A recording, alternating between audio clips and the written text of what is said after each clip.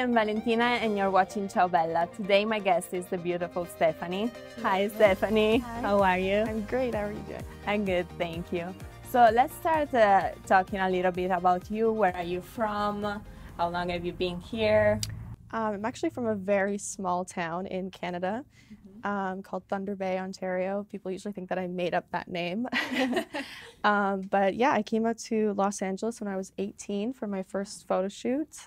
And then I just kept going from there, really. And coming back and forth from there. Yeah.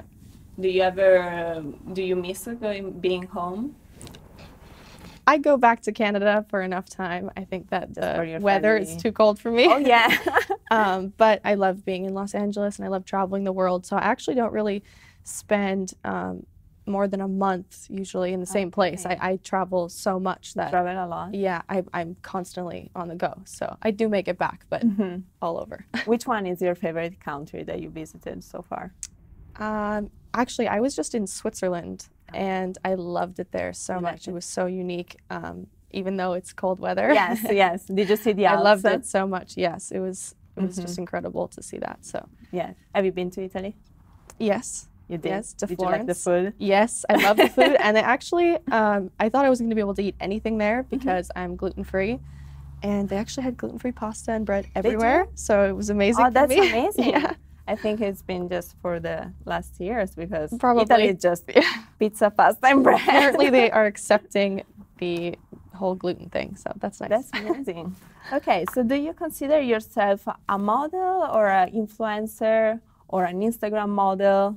I would say I obviously started as a model and then I created a brand for myself. Yes. With Instagram, of course. I almost have 1.4 million followers. So doing that has totally made me into an influencer, and it actually allows me to travel around the world, do what I love, and promote hotels, you know, different brands. So I definitely consider myself both. I kind of live both lives, I think. Yes, okay.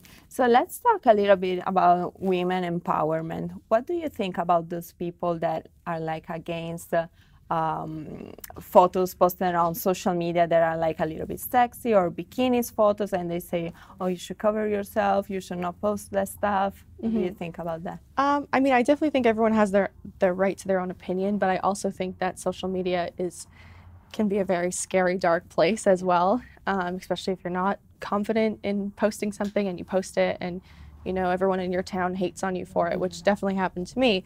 And, you know, somebody that doesn't have enough confidence in, you know, this is what I'm doing and this is why I want to do it and I'm doing it and I don't care, then it could really knock them down, and it's, you know, it's really rough.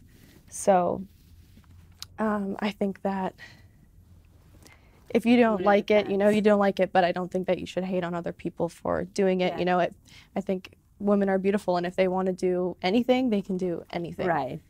So how does Instagram affect your personal life, if it does affect that? Like, do you use it every day so much, or you enjoy the time with your friends? I actually really like this question because I do spend, obviously, a lot of time on social media because I've created a brand and I can't forget about it. You know, even though I don't have a 9-to-5, I still need to wake up and think, you know, what am I going to post today or whatever. It's a real job. Yeah. So, but I also don't spend that much time on social media. I come to Los Angeles and some of my friends are like, you know, you don't really care about social media, do you? And I was like, what? I spend so much time on that. I spend enough time, and then I spend all this time with my friends, and I do what I love, and I travel, and I do this and that, and you know, my personal life, and I thought I was doing enough, but you know, maybe it was not enough. There's lots of people that are doing more, and I think that it's really important to still focus on like your values and, you know, other goals that you have and friendships and things like that. Like if I go out with my friends, like I'm not going to sit there on my phone the whole time. That's the important thing. You know, unless there's a huge thing coming up on my phone, but I'm not going to, you know, I value my like real life as well. That's very good because it's been like, I think very tricky the last few years. Yeah, like people sitting at the table with their friends or with their girlfriend or boyfriend and sitting on the phone. Yeah, yeah. But I think as well, it's lots of people judge you for it too. So you know, when I meet people and then they see my Instagram, they're like, oh, that's weird. That's too much. I can't talk to you the same way anymore because I just saw this photo on Instagram, and you know. Because they think they can judge you from what they see on Instagram. Yeah. And you're like, it's just my job, I'm just a real person, you know. I go home to my hometown and people are like, oh, you're this person. And even if I've known them for like years, I went to preschool with them, they're like, well, you're so-and-so now. And I'm like, you can talk to me like a normal person. They think they know you. Yeah. Okay, so what was the most struggling point of your career, if you had any? And what was the peak of that?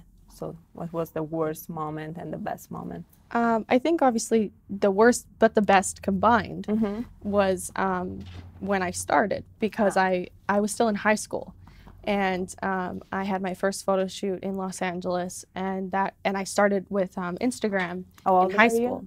I was 18. 18, okay. So, you know, all of my teachers, the principal, everyone was like talking about me modeling, and it was super weird. And you know, lots of my friends just stopped talking to me too, but I didn't care. I still had my solid group of friends, and I knew that I wanted to start traveling and be a model and make something for myself. Were they against that? Yeah. Like... So lots of people were against it, and it was definitely a hard time, but somehow I created this confidence that I now, when I meet other girls, I really enforce it. That's like, I feel like that's another job that I was given from God to just... It's good that you kept going. Yeah, I pushed through, and I didn't care about this hate that I got, and, you know, it doesn't affect me. And now I have so much advice for younger girls that are even just day to day, you know. You grow up and your parents tell you, she's jealous of you. And you say, no, she's not. She just doesn't like me, or she made fun of me, or this and that. And then you get older and you're like, no, she really was jealous. Yes, yes. So about that, did you ever have like a weird experience with photographers when you just started? Because I imagine now you work just with professionals. But when you started, did you have any creepy photographers coming at you or something like that? You know, I think that I was very blessed to just be put in the right hands in each situation, because my very first photo shoot was actually with a professional photographer, and it wasn't actually just some random person that wanted to shoot me. So, and then right after my first photo shoots came out, I gained all of these followers, and I feel like lots of photographers started to be like, so you were lucky. They would treat me professionally because they didn't want me to show them their true colors on my social media. So I think that I got really lucky, and that's why it can be scary sometimes if I post a photographer and then I don't know if they're doing something else to another girl that doesn't have as many followers as me. You know, so I am very careful with who I shoot with, even if they don't treat me weird. If I find out that they're treating someone else weird, I don't want to promote for that. So what's your advice for young girls that start with this career and they're trying to find a good photographer, but they don't want to be in weird situations? What they can do to prevent that? I think that I started off by myself, no manager, no nothing.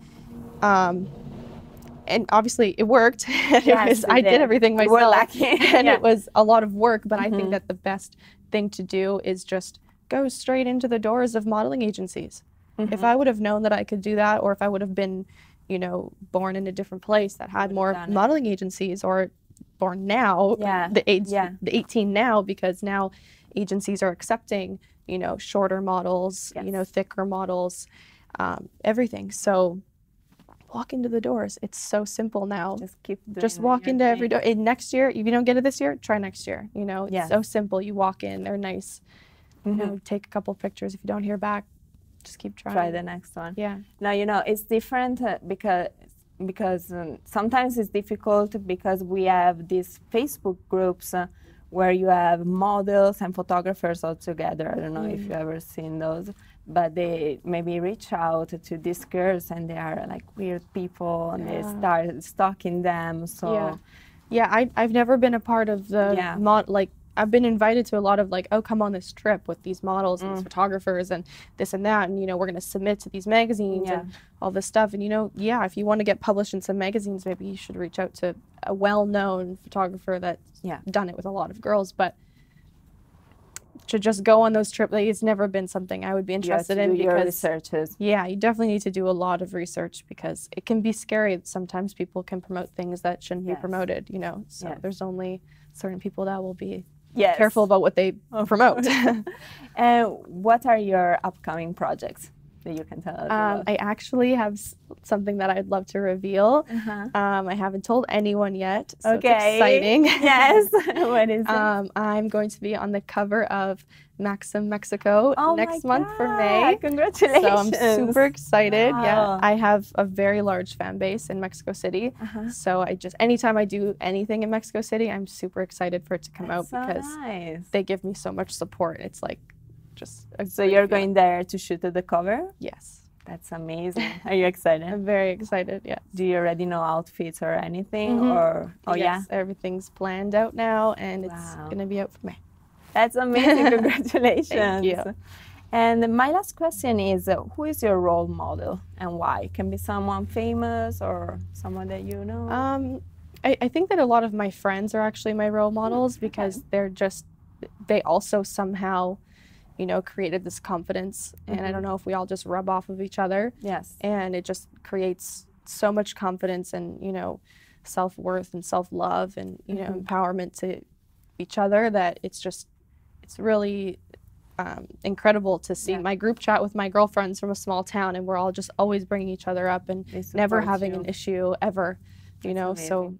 So that's really nice. Yeah, it is. Girls' support is the best. Yeah, and we need it. It's, you know, life can be very tough sometimes. Yes. And to have friends that can really support you, you know, anytime I do a job, my girlfriends are like so excited for me. I actually, every single year when it's my birthday and, you know, it's around Christmas, so people are busy and whatever, my girlfriends have surprised me with like a surprise birthday every single year. You know, it's just like they've done so much for me and I try to do the same for them. Yeah. Okay, so are you ready for Coachella?